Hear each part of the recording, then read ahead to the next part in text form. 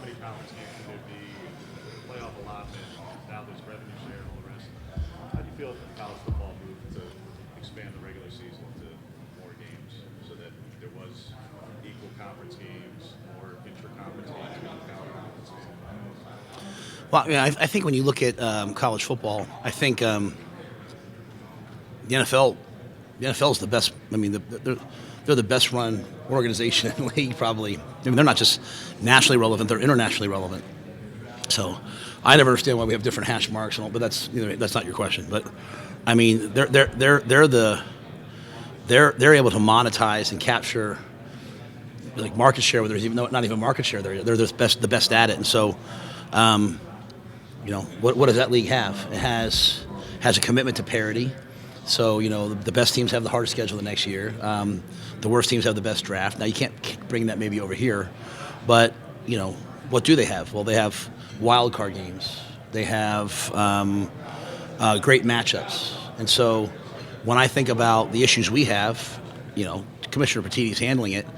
But I think more games that matter late in the year is really, really cool. I mean, you're going to turn on a game in the NFL in December that's going to be, two teams trying to get to, 9 and 8 to make it into the wild card, to have a chance to get into the playoffs, to have a chance to get into the show. And so I've thought the commissioner's idea about playing games is brilliant. Like, I would have loved last year to watch, Ole Miss play Alabama to see who's going to go play in the playoffs. I think that'd be really cool. I'd much rather that than a committee deciding that.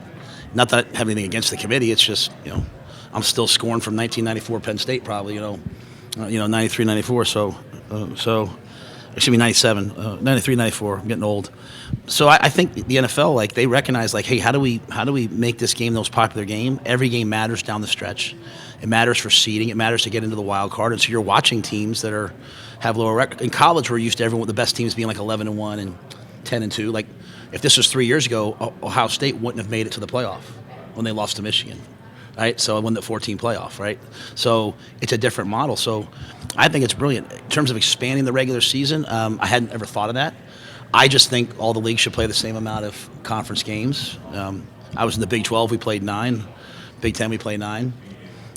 I'd rather everyone play the same. And then I think that then does allow you, the one thing that the automatic qualifiers does allow you is not to worry about your non-conference games, because you're only worried about how you do in your league, which I think gives you maybe a chance to have better scheduling.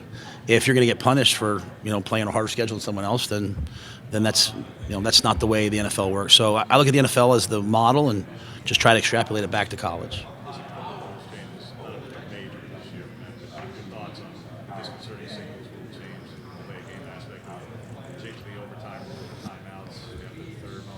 Yeah.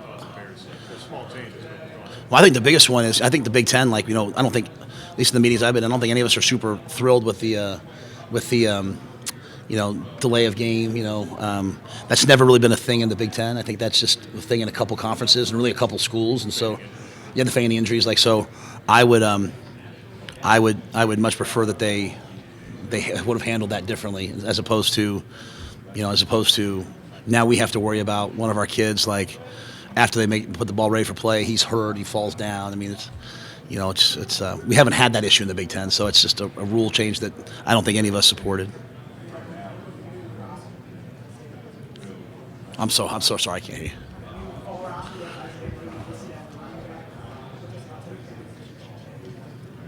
Yeah, Isaiah asked about playing running back, kind of going into spring. You go back and watch his high school tape. To get him the ball, really, a ton. They put him at tailback sometimes. He ran outside zone really well. He's a big, fast, explosive kid. I think as we went through the spring, just thought it was an opportunity to maybe get him on the field. I think Dana and the offensive staff's creative enough that they can utilize him in a multitude of ways. But obviously Emmett's firmly entrenched as a starting tailback, and there'll be great competition for that second and third spot. And in college football, I think you usually get down to your fourth guy at some point. So Isaiah's a guy that's going to play as a freshman. He loves football. When people sometimes try to figure what kind of player I'm looking for Isaiah Mozee. Just his mindset, his approach, and so we're just trying to make sure we get him on the field with meaningful touches as fast as possible.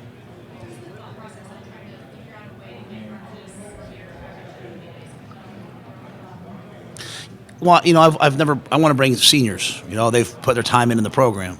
I also think it's really important for our program that Dylan's here. He's the quarterback, and so the Big Ten was great to me. There was some confusion about I thought we could bring 4, and then when we couldn't, this was kind of the way around it, and so. And I also think Marquise. We actually did a Chasing 3 movie last year. It was a full season movie. I didn't do it. The students did it, and we ended up not putting it out, but it was amazing. And Marquise, like literally, my wife Julie's over here somewhere. She was like, because Marquise was one of the guys who talked a lot. She's like, Marquise is amazing, like just his perspective and he has a willingness to say what other people won't say. And so to me, it was like, all right, let's give him an opportunity for his what they call it now, personal brand, which he didn't have, but say like he has a gift at this, and so allowing him to do that, I thought was cool. And so we've hired Steven Gonzalez, who's now taken over our digital creative media. I can't say enough about Jordan Litton, who left, who was here for many years, and he's obviously with Scott now down at UCF. But Jordan, as a student, I think really transformed our ability to tell stories. But Steven Warren, who stays with us, they've got an unbelievable plans in the future. So this is going to be difficult. This is going to be hard to hear. Yeah, no, I didn't release it. No, I didn't. What's that? We didn't release it. Just internal, sometimes family home movies are home movies, right? If I released a movie about last season in the middle of the spring, what would you guys all have done? What would happen? And then it's all we would have talked about was last year for like 3 months. So to me, it was a great. I didn't do it. Like the students on their own, they went and put everything together. It was, but I think the minute we played the Pinstripe Bowl, I was on to this season. So when I told you the Pinstripe Bowl was the first game of this year, it was the first game of this year. So I think it was great to look back and see like some different thoughts and perspectives. I might show it to some of the parts of it to the team in camp to teach them, some of the lessons we learned along the way last year, because a lot of guys weren't here. But but we have amazing students, and they just went and did it. What's the difference for a quarterback in the Big Ten compared to other conferences this season? Different type of atmospheres, but also just weather. Is there a difference for a quarterback in the Big Ten compared to other conferences? And I haven't been in. I can only talk about the conferences I've been in, right? And so, obviously, like I was in the Big 12. At the time, the Big 12 was explosive, high-flying league, and but we played every game in like heat and warm weather, and so even like.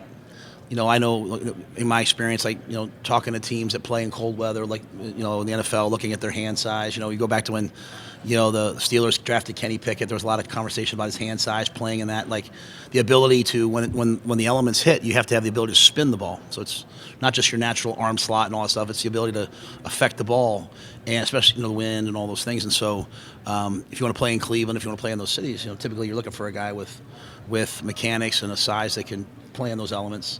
Even just body size. The quarterbacks in the NFL have changed. Smaller guys, more athletic, but really the thought always was having a big quarterback because he could withstand the beating of a 17-game season in the playoffs, and certainly when you're playing games in the cold. And so, how people look at that. But I think for us, like we played Rutgers last year. It was like 90 degrees and it was like 30 to 40 mile an hour winds. It was the most insane day that I've ever been a part of in my life. And so the wind at our place is a real thing. It's a real thing. And so, the Big Ten's different. Our situation's different than maybe being on the West Coast and all that. It's why someday I look forward to having a home playoff game, have someone come and play us in December or January at our spot. But I think, playing in the cold, playing in the wind, the travel. Like, there's twice this year that we're going to go to the East Coast and then come back on a Friday and play on a Friday. So we study different metrics than everybody else. We look at how many days rest we have compared to other teams.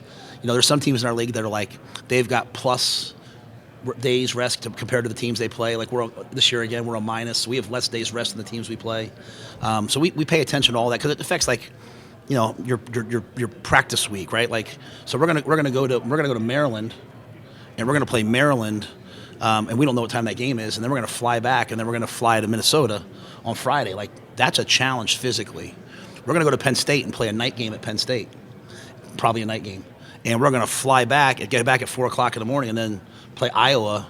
Not Iowa like we did last year at night. We're going to play them at 11 o'clock. So those are challenges in terms of, like, your internal body clock and all that. So That's college, but not every conference has to do that. ACC does it with the West Coast stuff, and we do. So, it's one of the things I try to sell to guys about coming to Nebraska. Like, hey, you're going to play in these elements, play like a National Football League player. What's your preferred format? I think what the commissioner has talked about is great. I think either we stay at 12 or to me, it's not even about the automatic qualifier. I just think the playing games is I think it's going to something that once we start doing it and you're coming down the stretch and teams are fighting to get into that, that 6 versus, if it were ever to happen like that, that 6 versus 3 game. I mean, every time they expand the NCAA tournament, people love it, right? So I just think more meaningful games. Like right now, we're thinking about it in terms of what's fair, what's not fair. More meaningful games late in the year in college football would just set the sport on fire, in my opinion.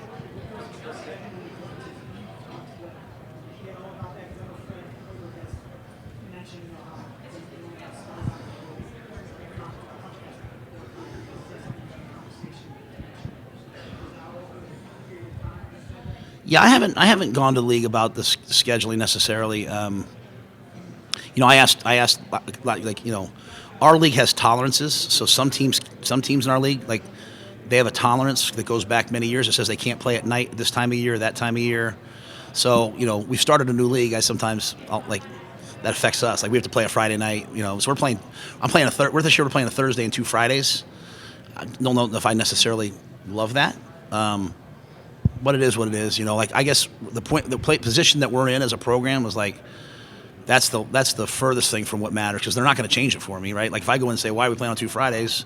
No one's going to change it. They're trying to balance a bunch of stuff. So I'm purely focused on the football. I talk about the schedule as it relates to getting the football prepared in terms of practice schedules, and Mitch, our sports science guys, he's got algorithms and stuff I can't understand. But as you go through the year, like, you have to waive, the workloads so that you're prepared for those games, and so we're working hard to try to figure all that out. And the East Coast travel is a challenge. Anytime you go west to east, it's a challenge, right? Because you're coming back later. So it's only one time zone, but it will be a late night getting back.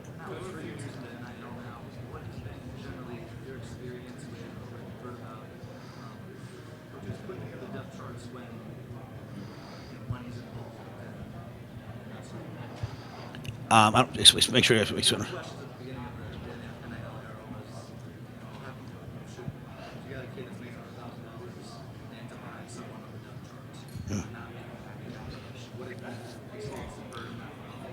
I think anytime you introduce money in a locker room, guys are making different amounts. There's going to be issues. I think anytime you start making decisions based upon anything other than production, you're going to have issues. I can tell you, like last year, like one of our more highly paid players didn't play. So, it's part of what we have moving forward. If you're in the NFL and you draft it and you're like 50-55%, you're probably going to have a great team. So, but that means that 45% of the time, like, the guy doesn't work out the way you thought he was going to work out. It's just, it's a crapshoot. And now we're promising big money to kids coming out of high school. You don't know the fit. So, with that being said, I think once the year starts. And this is really what I learned in my time in the NFL. Like, hey, everyone's going to fight for their contract and figure out the team in free agency. But once the season starts, it's got to be about the team. It's got to be about production. And, the NIL money is great, but like the guys like Deion Dawkins who played for me have made like $79-80 million in college, in pros. So like, yeah, I hope you make $800,000 in college, but I want you to make $80 million in the pros. And so make sure you're always trying to worry about the next thing. And so I think you have to be transparent about it. You have to be honest about it as best you can. And we hired Pat Stewart as our GM to come in, who's really kind of transformed the way we look at it, which is important because there's so many new elements to it now.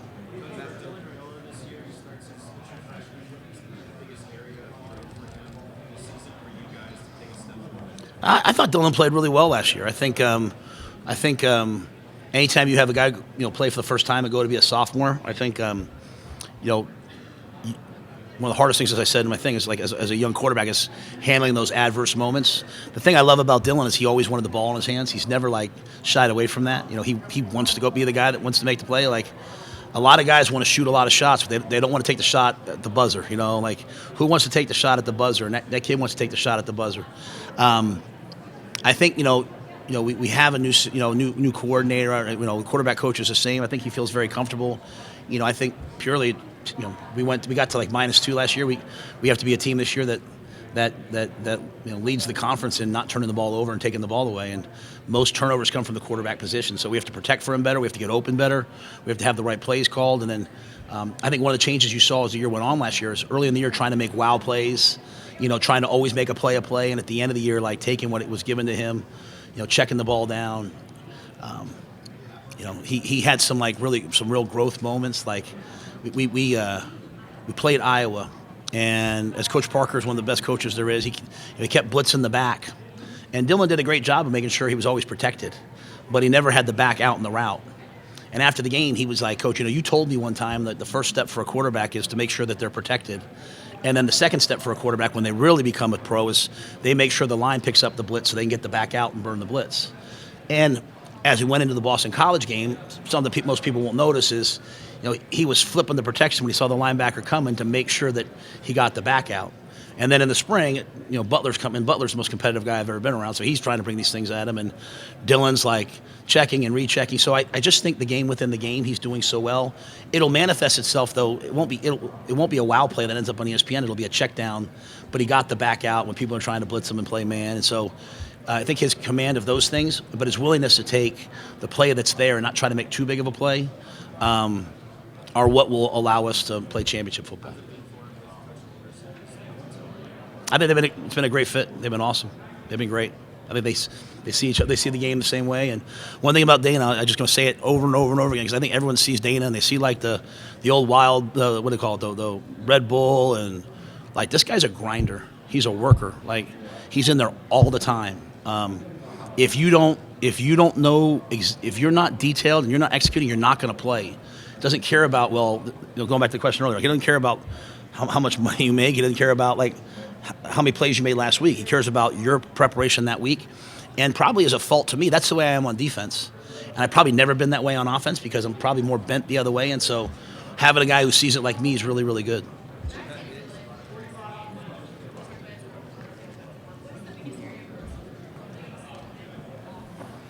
Just like I said earlier, like handling frustration, like part of being a quarterback is like not every play is going to be right, and you're going to get mad at like the receiver when he doesn't win, and you can't, as a quarterback, you can't have the plays where you turn, you put your head up and do all. And I think you see with him now is like taking that like next play mentality and just kind of being a machine with it, right, and fixing it when it's time to fix it. But like at the end of the day, like there was kind of a narrative out there last year, like so some guy made a video and it was all like our receivers aren't getting separation, and that becomes a narrative out there. It's like our receivers are our receivers, and we got to win. So get them open, like throw them open. Dan Marino said, "There's no defense for a perfect pass when I can throw the perfect pass."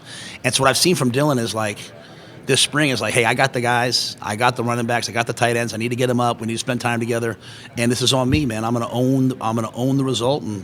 And so I think that killer mindset is exactly what we need. Matt, so much about recruiting has changed in the last year, 5 years calendar, how you have to recruit. Is there a baseline change or changes to the sport you think could make things easier for your staff, for the kids that are getting recruited, just to make things a little bit smoother? Well, they should get rid of the rule that says like, hey, these 10 guys are the only guys who can go out. Like they should get rid of that, right? So I'm gonna go kill John Butler. I'm gonna make him coach 18 hours, and then he's the only guy who can go on the road when I have all these other people that work for me that could go on the road. And so, you know what I mean? Like, I just think they should say, like, at any one time you could have this many. Again, you go back to the NFL, like, some teams have more scouts than others. That doesn't mean they have an advantage. And so I believe that's something that's been talked about. I think that'd be a fundamental change that would significantly, because the kid's still going to want to meet the position coach. But it's just that sometimes, I mean, this is the first year that, like, I wasn't able to go out and see the kids that we've signed. Like, we've always believed every recruit, when they come on an official visit, comes to my house. Like, they see my dogs, they meet my wife, if they want to, they swim in my swimming pool. And I've always wanted to go to every kid's house that I could. But now the rules are, we can only go out. This past year, we could only go out in January. Coaches couldn't see anybody outside of the school. Most of the kids are already enrolled, so it's antiquated. I hope they fix those things. And then just, right now, I mean, some teams prepaid their rev share, so They're sitting on $14 million for the portal. Some teams spent the rev share; they don't have $14 million. So this thing that was supposed to make everything kind of equal hasn't gotten equal yet because it took so long for the House settlement to be approved because we were fighting over roster limits, which again is was not the hill to die on, in my opinion. So I just look forward to the day when the rev share is all equal-ish, as opposed to, hey, you got $30 million and I got 12. You know what I mean? But in terms of little rules, I'd say those other rules are a great way to improve the game.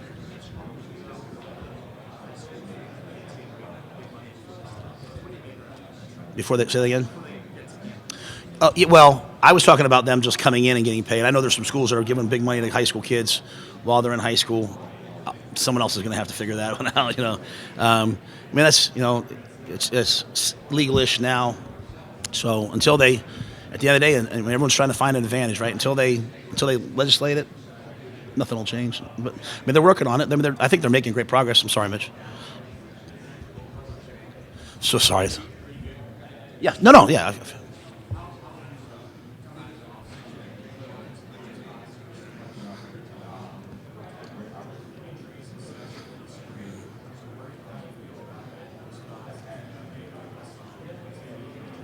Yeah, so Teddy's full.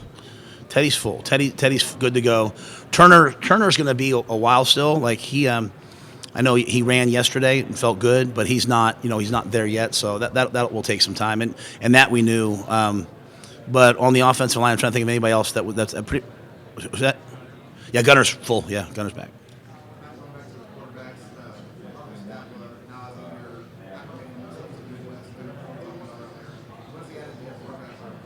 Yeah, we're excited about him. He just, I just started learning the system this spring, and so as he, the first step, you're trying to learn the offense, and then learn what you do. Then you have to learn what everybody else does. Then you have to learn what the defense is, and get to the point where the things I was talking about with Dylan start to happen. And so he's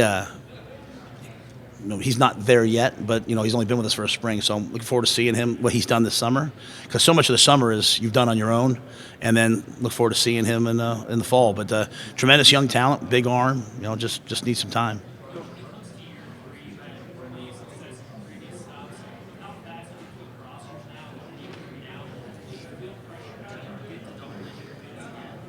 Yeah, I don't feel pressure from anything other than I expect to do certain things, right? So, and I own the responsibility to do it. So, it's not pressure though. It's just like the expectation. It's the standard, right? So, we didn't get to double-digit wins in the first year or the second year because we didn't have a team to do that.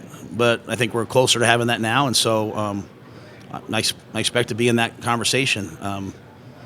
In terms of flipping the rosters and all that, like I think the thing you have to always remember is like good players leave you too.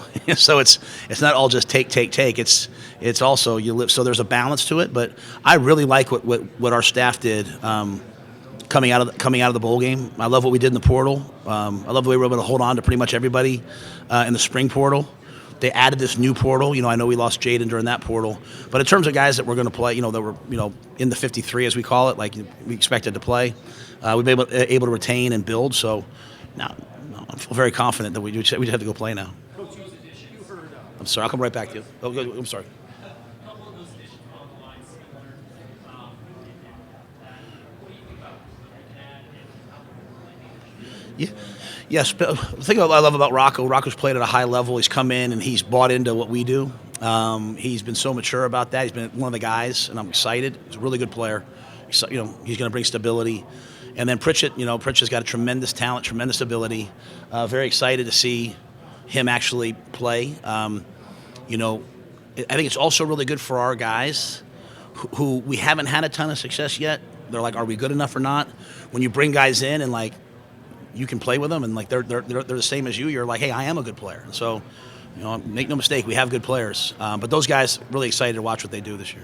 Coach, you might have heard Scott Frost, Big 12 DJ say of Nebraska took the wrong job. Why is this the right job for you? Because those comments mean anything. Well, I've always first of all, I have a ton of respect for Scott. And I've always been very empathetic for what he went through because, like, this was his home. if you guys fire me tomorrow, like, I'm just going to go back to Cape May and sit on the beach and go back to where I'm from. But, like, this was his home, right? And so, like, this offseason, we put up a huge picture of Scott as a player in the coach's area, because I took a picture and I sent it to Ryan Callahan down there, because I can't imagine, like, what that feels like for him, right? I know what it felt like to get run out of Carolina. And I would say to people, like, I don't think I took the right job for me. It wasn't the right fit. That doesn't mean it's a bad. No, I will say this. This was not a good job when I got here. Like, we were behind on NIL. The facilities weren't what they were. Everything was behind. Trev convinced me, like, hey, Matt, this is going to, by the time we get to the point where we're going to be able to pay players, like, this is the only Big Ten school with no debt. We're going to, like this, right now we're talking about 20.5. It's going to go up percentages every year. And we're at a place where we have the best facility in football. We have everything that we could want. We make more of an investment in nutrition than any other team in the country. I mean, look at all of our sports. Look at how they're all blossoming right now because of the investments we're making in nutrition, sports science. Like, there wasn't a sauna in the facility when we first got there, and now you got to pick between a steam room, a sauna, an infrared sauna, your personal sauna. Like, those were investments. Scott came at a time he had COVID, he had all these different things. So I can't talk about his time, but what I can say was this wasn't a good job. Yeah, it was not a good job, but we've made it a good job, and we're about to make it a great job. This will be one of the best jobs in the country, and like that's why sometimes recruits will say, like, Coach, if you win, what are you going to do? I'm like, I'm gonna stay right here. Like, you know, the only thing I ever think about is getting a lake house in one of these lakes in Nebraska I keep hearing about. No one ever invites me to the lake, but like it wasn't. But the thing is like you walk in and everyone's like, well, that was Scott's fault. You know, in Carolina, everyone said that was Matt's fault. But like good programs, like it's everybody. So like, why are we going to win now? We're going to win because of Troy. We're going to win because of Tom Peed. We're going to win because of Sean Peed. Like, if the Peeds don't do what they did in 1890 and the investment they made this spring, we're dead. Like, we're dead. Because these other schools, like, they have all of this. And so the investment that Peeds made, the investments we're about to make in this stadium. Now, I don't know what the stadium is, so don't ask me, because I purposely don't know. So when people ask me, I can be like, hey, guys, I have no idea. But I keep hearing about what the stadium's going to be. But Trev articulated it, and what Troy's done is Troy's come in, and he's not been afraid to take heat. He's made decisions that he feels like are right, and that's what makes it a good job. When your leaders are going to make decisions that they think are right, no matter what the public outcry is, then you have a chance to be really, really successful. So think about the job I took. Trev's gone, Admiral Carter's gone, but now I got Jeff Gold, I've got Troy Dannon, I've got Haven Susan, I've got all the things that you could need. So I think Scott was just talking about for him. Wasn't the right fit, and I respect that, and I feel for him, and I want him to always know, like, man, like, the things he did at this school, like, I want him always to feel like he could come back and has a home there. That being said, it's the right job for me. And Julie knew it, like, she's sitting over there, like, she told me the day we interviewed, she's like, that's the right job for you. Because I like to go into a place that, like, needs fixed and try to start. I like starting with, like, the nutrition program, and, like, I like starting with the sports science. Like, even if there was no sports science really, but I like starting with all that stuff. And, like, there were 24 ACLs in the 4 years before I got there. There were 49 major knee injuries. There was an old beat-up turf field outside. There was a bad grass field outside, and, like, that costs money to fix. You should see our grass right now. It looks like Augusta out there, like the grass practice fields. And so, I just want to make sure I always say, like, everyone can point and say what went wrong. It takes everybody saying, hey, what's my area? Courtney just redoing the whole facility. Haven just making sure we have everything we need. And so I think it's a great job now. So let me get this straight. You took the job knowing there was challenges. That's why you took it. Well, I mean, I took it because I believed it had the bones of a great job. You know, sometimes you see, like, a beautiful mansion and it's got unbelievably good bones. And, like, I saw that there was 5 national championships. I saw that we had the best fan base in football. I saw that they were building this new facility. Trev convinced me that the money was going to come, but make no mistake, the money wasn't there when Scott was here. The money hasn't even been here the last 3 years, like until the Pete stepped in. Like, the money hasn't been what everyone else has, but the Pete stepped in. A bunch of other people stepped in. People all stepped in and said, hey, what can I do? Not what did he do wrong. They said, what can I do? I mean, the impact of COVID on a place like Nebraska, like that Adidas 7-on-7 this year, that huddle event, it changes the perception of Nebraska across the country. People think, I know what we all think, but people, when I recruit kids, they all think it's like a cornfield in a stadium. And then Julie made me fly out here to look at the job. And we're driving down O Street, and she's like, you can't recruit here? You can't recruit here? I mean, she's like almost taunting me, like, we're going through the Haymarket. She's like, this isn't cool enough? But I had to see it. And so, so anyway, I just recognized what I thought it could be with the right investment. But the investment for me is coming on the front end. Like this is the first recruiting class I have where they're all seeing the building. For the first 3 years, they were walking around with a construction hat. And like that might sound cool. That doesn't help. Like we're a couple years behind even on like what I think we could be doing. So that's why you see like I think we're going to have a great 26 class, but especially 27, 28 because the evidence is here. So so it was way far behind, and like that's not disrespectful. That's a real comment. It was a beautiful mansion that just hadn't been painted in a while. There was no landscaping. The shutters were messed up, but I knew we didn't have to dig out the foundation. I knew it had everything it needed, and so not me. That's what's so important. Trev first, but like Troy, Seth, like all these people, like just fighting to make sure that we have the resources to do everything first class. And there's going to be a day here soon when RevShare is ravaging people's athletic departments, and we have the money to pay the players, and we still have the best nutrition, we still have the best academic services, we still have the best of the best, and that's why we're winning in wrestling, that's why we're winning in softball, that's why we win in baseball, that's why we win in all these sports, because we have things that other people don't have, and the world's going to change here in a couple of years. We just got to win enough games to get there. Hey, Matt, what are your thoughts on playing in Kansas City to open the year? How much pressure does it add into a camp when you open with the P4? I mean, you had Minnesota as an opener 2 years ago. Just knowing you don't have kind of a tune-up game or so to get ready before you start seeing some real powerful competition.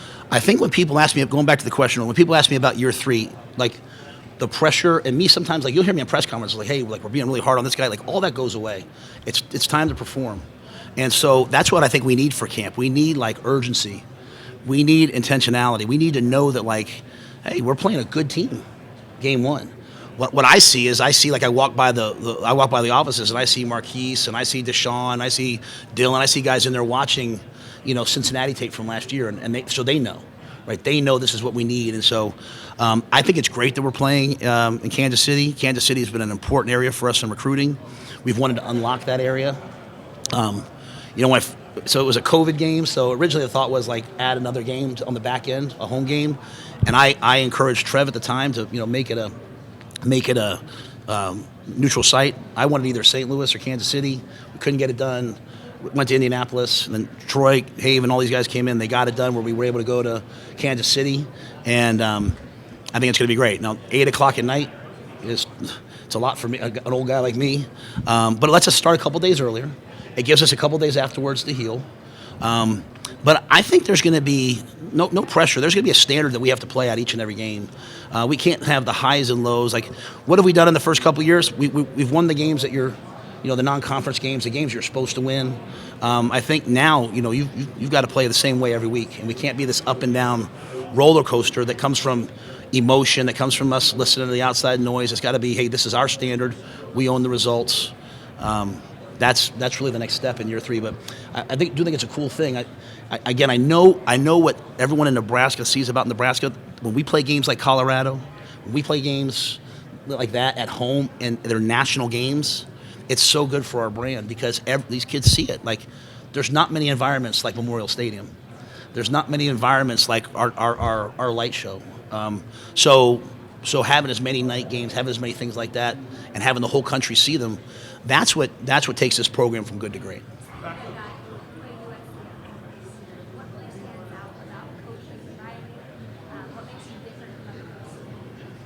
Yeah, I've coached against Lincoln for a long time, and I think the biggest thing is, no matter what kind of quarterback he has, no matter what their skill set is, I coached against him with Baker, I coached against him with the quarterback. Oh, gosh, I guess he's quarterback at Kyler Murray. Thank you, sorry, Kyler. I coached against him with Jalen Hurts, and he just redid his offense. He went from passing game to running game. We played him last year. Obviously, caught him off the bye week. They changed things up, went to Maava. But no matter what, Lincoln's going to find a way to utilize his talent, score points on offense. Obviously, they made a big jump last year in defense. It'll be a great game. They'll be a top 25 team, and we play him later in the year. I hope it's really cold. I hope it's at night, and I hope it's like I said, I hope it's really, really cold. But he's a great coach and he's a good friend. I mean, he's just a great dude. Coach, back to kind of mundane. How's the right tackle look going? What's kind of layout? What is in your mind? Yeah, I think it's a tremendous competition.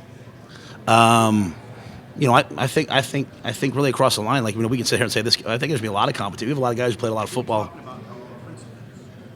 The people, I think you're talking about Tyler Knack. The first day we'll go out there first, and Gunner might go there as well.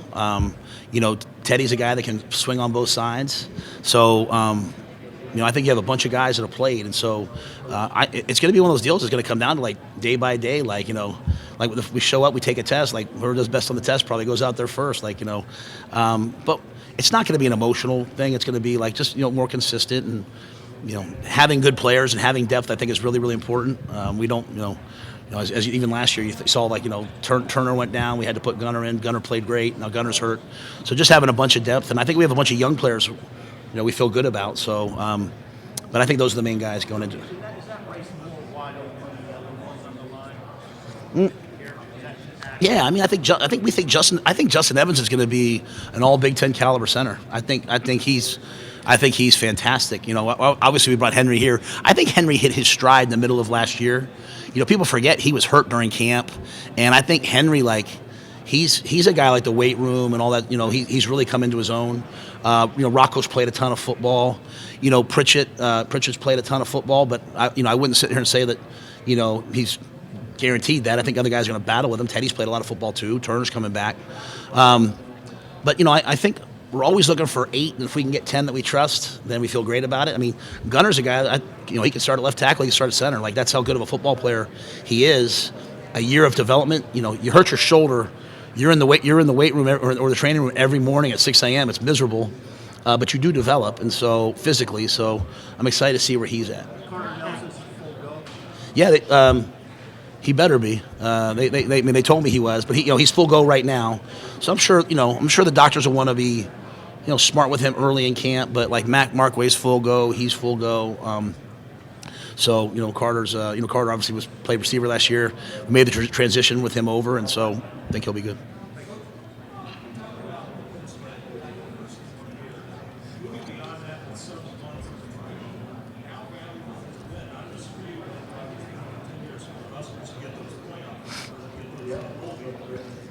Yeah, I think number one, having that not be a talking point anymore was important.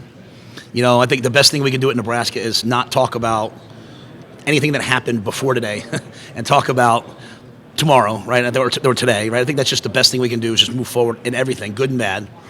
So I think getting that out of the way was awesome. I think the experience, though, was really good. Like, we lost some guys to the portal. We lost a couple coaches. Susan will tell you, she was sitting on the sideline at the end of the game, and I think like Ty and Nash said to her, this is the most fun we've had in a long time because we know that everybody's here wants to be here. And so I think it was a tremendous bonding experience.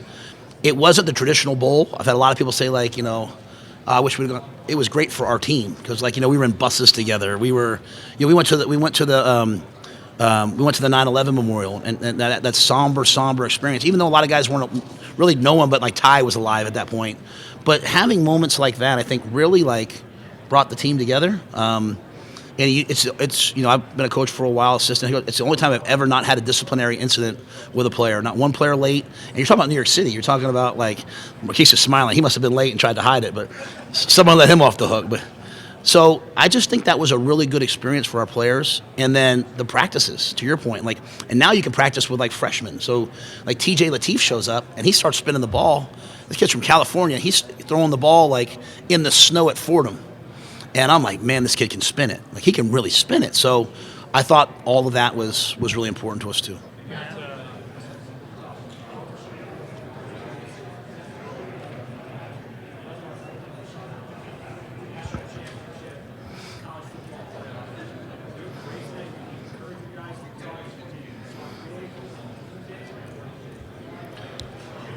Yeah, well, I mean, even with my own kids, I would never encourage anyone to do anything but dream big. The talking part, I'm probably a little different than them. I'm probably a little more like, okay, I acknowledge, yeah, we want to go to the college football playoff, and yeah, we want to win a national championship. How do you do that, though? All right, we'll be great today. So I think this generation And these guys, the place they need me at right now is they need me to be a little bit more brash and a little bit more out front. I'm also going to hold them unbelievably accountable to the day-to-day, because the day-to-day has to be great. Like, you know, you guys sometimes see things that are in the building and it says win. Well, that doesn't mean like win the game. That means for us like win the moment, like win each and every opportunity we have to be great. So, but yeah, I want them to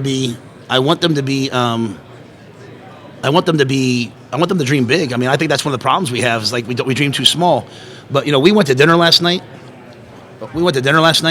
and you can ask them. Like Deshaun said, "What am I allowed to say?" And what I say to him, I say, "You can say whatever you want to say." I don't tell our players what to say. Now, if someone says something really, really, really, really, really idiotic, I might show it to the team and be like, "Guys, this is idiotic." Okay. But I hope you guys appreciate the fact that like there's never been a player off limits since I've been here. Maybe if there's a guy that's like in a little bit of trouble, like off the like. But like, I want them all. I want them all to talk to you guys. I want them all to have media opportunities. I want them to all say what they want to say. The last thing they need is me doing that, and I certainly don't want to kill their dreams. That being said, every team that's here has the goal of going to the Big Ten championship. Every team here has the goal of going to the college football playoff. Every team here wants to win a national championship. So that just tells you that goals are cheap. Talk is cheap. You know, you got to work. I'm a little more brash right now because I've seen the way that they work, and they've worked their tails off. Matt. He cited you as being the real to get that job. What did you see from him when he's doing it at Penn State and what Penn State is doing at Sears? Yeah, well, I mean, first of all, I think you think about Coach Franklin and what James has done, like what he took over. Talk about, you probably didn't hear what I said earlier, but that was a bad job. That was a job that had sanctions, and he's turned it into a great job. And as an alum, I'm grateful. You know, sometimes I hear people, they take a lot of shots at Coach. What he's done is amazing. He's had consistent winning teams year after year after year, and they were a game away last year. So I'm grateful for Coach Franklin and his staff. I think, you know, I don't know what Pat's done there, but I do know Pat, and I'm sure what Pat does is he comes in, he raises the level of expectation. He removes the excuses. Like, you're here to play for championships. And so, again, if you want to do that, there has to be a certain investment from the university, and I know he makes that investment, and then he expects you to perform. And what I love about Pat is he's, you know, I know if I turn on a Penn State football game, I'm going to see him on the sidelines. Like, player gets tackled out of bounds, he's going to be high-fiving him. If I see him at a wrestling match, he's going to be high-fiving the players. He's a player's AD. I loved my time with him. I once got him a 15-yard. I got him in trouble with the league because I called him out on the field with me when I was arguing with the officials, and he got in a bunch of trouble. But he's one of those guys, man. Like, I know if I say, "Hey, Pat, come here," I know he's gonna be there. And that's we don't have very many friends like that in life, but he's like that for all the guys that are there. So I think it's an unprecedented time in terms of the success, playing the Final Fours, playing for national championships at Penn State, and he'd be the first to say it's all these other people, but he's certainly a huge part of it. He's done that everywhere he's been. Last one over here. Oh, here we go. I know you're tired of answering questions about the past. However, I'm sure me and a lot of people are wondering what was going through your head when you were on the back of that pool when you're Yeah. So, first of all, I just kept looking to see if because no one told me if the bull was going to go to the bathroom in the weight room or not. Like I had no idea what I was going to step down into. But I just didn't, people were watching, there were cameras watching. I just didn't want to fall, and I just didn't want to be embarrassed. I didn't want to be a meme. I've been a meme too many times in my life, and I just did not want to be a meme. But the things we do for recruits, do we get any of those kids? I think we got a couple of them. Okay, good. It worked. That's the new Coach Rhule. Trendy and fun. All right, guys. Troy Vincent. That was all. People give me. No, Troy Vincent was. We had our first official visit, and he was like, "You know what? We need to lean more into like that. We're in Nebraska. Like, he was like agriculture. He like children of the corn, Grim Reaper. Like, so we brought the John Deere tractor. That was a $900,000 John Deere tractor that I jumped off of. And then the next week, he's like, I'm out. He goes, "Coach, if I bring a bull into the weight," and he caught me like in a moment where I was like, "What?" He's like, "What if I bring a bull in the weight room?" I was like, "If it's okay with whatever." And I showed up on Saturday, and we had a bull in the weight room, or Friday. So I thought it's what needed to be done. Thank you, guys. Good to see everybody.